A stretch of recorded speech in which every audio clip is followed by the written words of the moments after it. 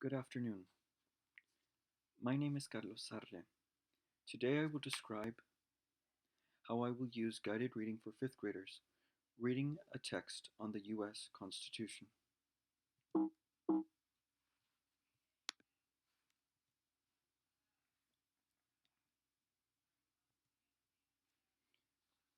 Research supports the frequent use of both teacher-led and small group discussions.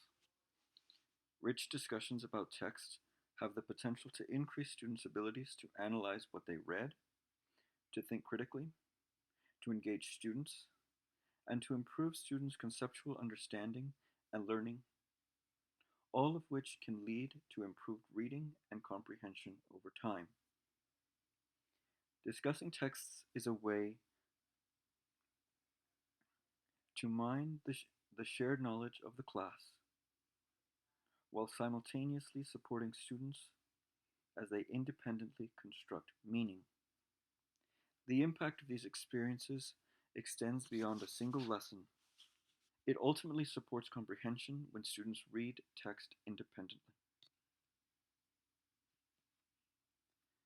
Why guided reading, you might ask? Well, guided reading helps students to develop greater control over the reading process through the development of reading strategies. It helps them to decode and to construct meaning. And the teacher is responsible for guiding and scaffolding their students as they read, talk, and think their way through a text. Here's a small chart helping us to understand what guiding reading is and what it is not. First of all, what is it? It is using leveled reading materials to support the reader at an instructional level. It also involves working with students with a common need. It involves modeling what good readers do, habits that include predicting, clarifying, questioning, and summarizing. Shifting groups often by reassessing the strategies and comprehension. And it also means developing independent readers who whisper read and coaching during real time reading moments. Now, what grading guided reading is not?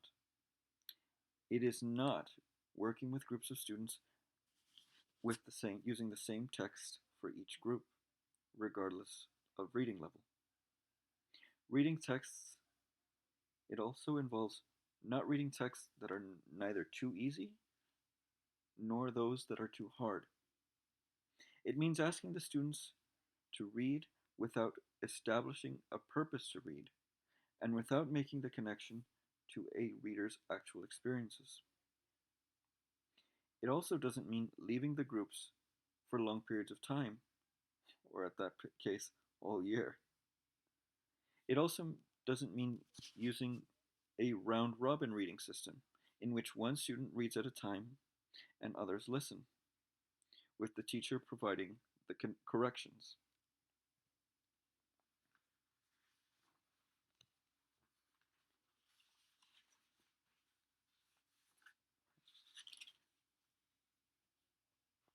Before the reading, in this section of the video, I will prepare the students for the guided reading activity by connecting them with the author of the text.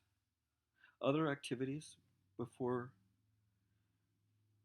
before the reading from which the teacher can select include activating prior knowledge of the topic, encouraging students to make predictions, asking them to set the scene by briefly summarizing the plot, to demonstrate the kinds of questions readers should ask about in a text, as well as identify pivotal pages in the text that contain meaning and walk through the students and as well as walking with the students through them. This will also mean introducing new vocabulary or any literary language relevant to the text. It also means locating something missing in the text, as well as to match letters and sounds. It also means clarifying meaning, It also means bringing to the attention of students relevant texts, how it's laid out, the punctuation, the chapter headings, illustrations, index, as well as a glossary, and all the parts within a book. It also involves them clearly articulating by learning the intention, for instance, understanding what reading strategies students will focus on to help them when reading a text. It also means discussing the success criteria, understanding what they will know after having learned the new material.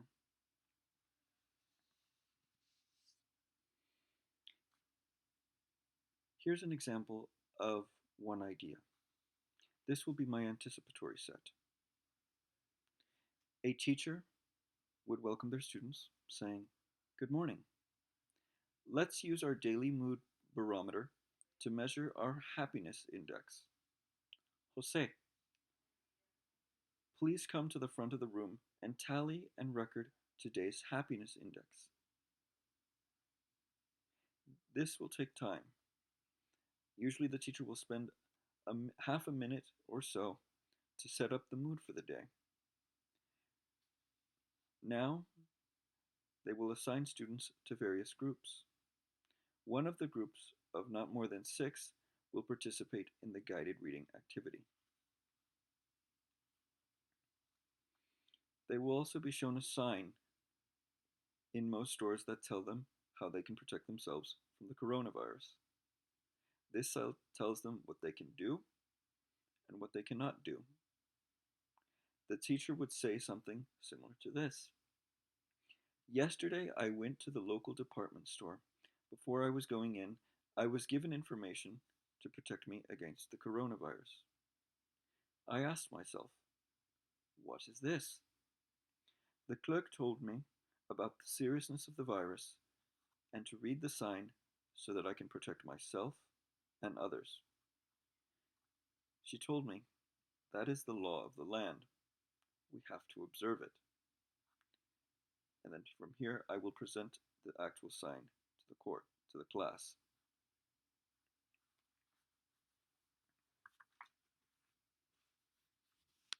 Here's a view of the sign that is a little more enlarged so that it can be seen.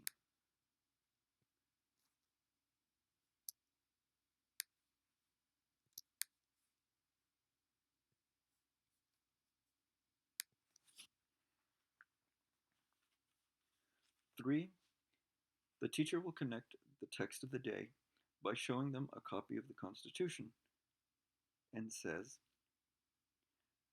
today we will be learning about the Founding Fathers who wrote the U.S. Constitution. The U.S. Constitution is the law of the land. What did we hear? When did we hear that phrase, the law of the land? What did the sign tell us? What does the Constitution tell us?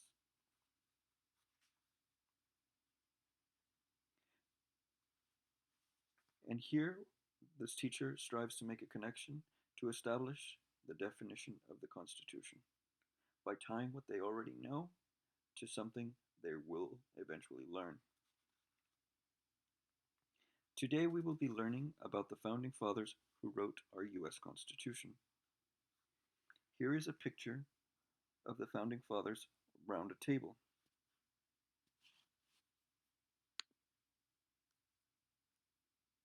Let me just make it here a little bit larger and possibly flip it over. Let's see here. Here it is.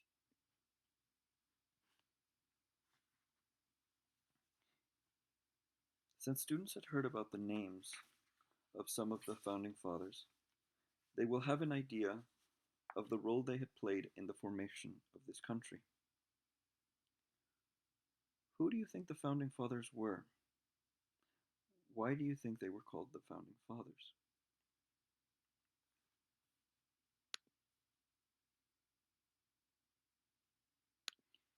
Now comes the stage where we emphasize what happens during the reading.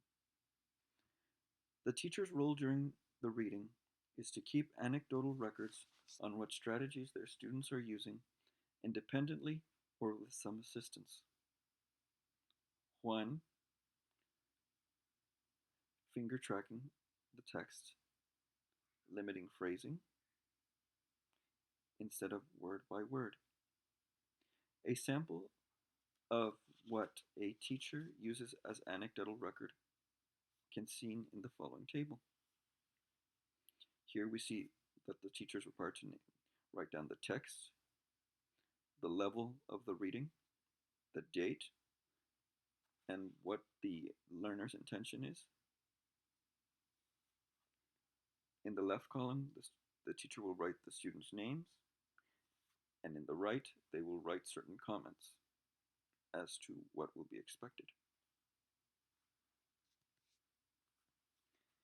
During this process of reading, the teacher can listen in to individual students.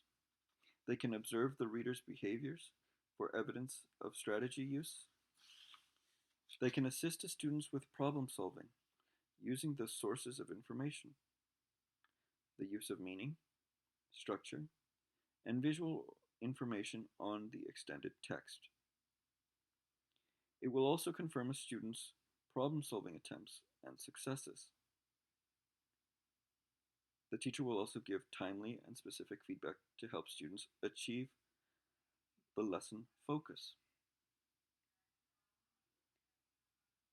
They will also make notes about the strategy individual students are using to inform future planning and goal setting. The following slide will talk about an example of a lesson sequence. First, the teacher will articulate the learning intention. They will say something along the lines of, "Today we will focus on literal and inferential comprehension to help us become better readers of social studies material." Who remembers what literal comprehension means? The teacher will then give students the opportunity to answer and praise them, either for the correct answer or for an attempt to participate within the class. They will respond, literal comprehension is, and whatever they will say. Now, who remembers what inferential comprehension is? They will then allow another student to participate, and then praise them once again, whether they are correct or at least attempt to participate. Afterwards, the teacher will provide the definitions and they will post them on the wall. Then they will read the title and discuss the graphics on the first page to be read. The front cover. They will ensure that the student is understanding the concepts that appear on the first page. The teacher and students will look through the pages. The teacher will ask the students to comment on the words in boldface, the information in parentheses, the passage structure, and other graphics. They will then proceed to ask students, "What do you think will be presented in the readings?" This will involve them making predictions.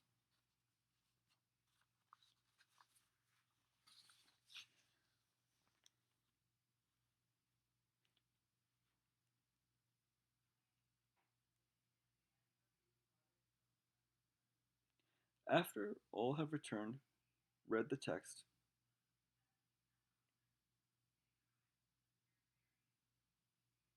after all have read to return to the text to check for comprehension, they will ask the students to ask some literal questions, such as who are the founding fathers?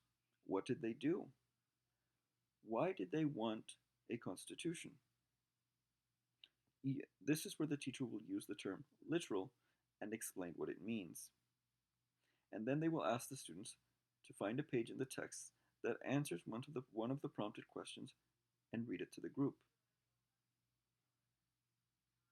An example of this is literal questions are found directly within the text.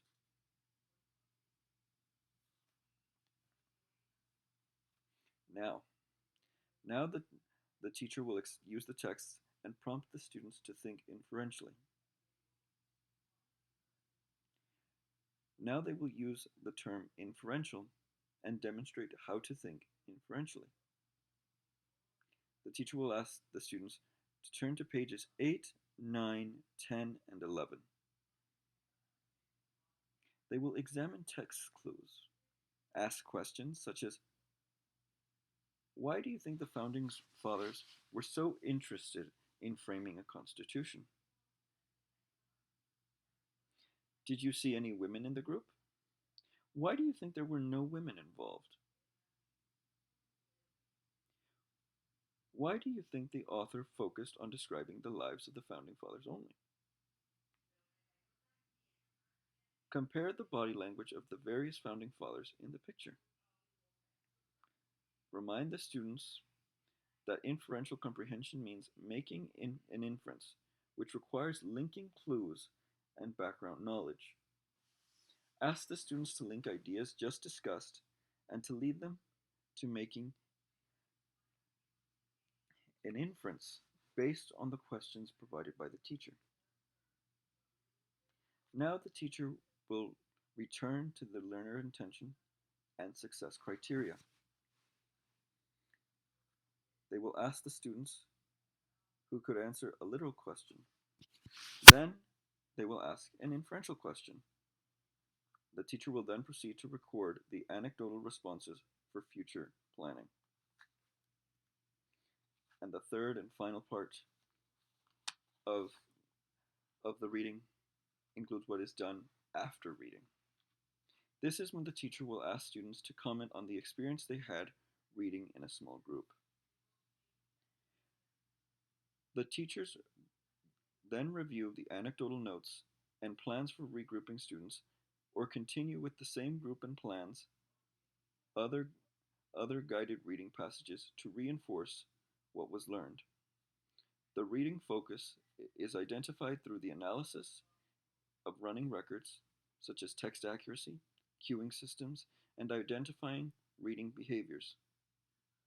Afterwards, individual conferences based on notes and anecdotal records will take place so as to help the student become more proficient in the habit of reading. And towards the end, at the end of class, before switching subjects, as the teacher, I would have the students write 3 things they learned in the class that day, and will ask several of them to share what they learned and have them turn it in for a small grade. Thank you.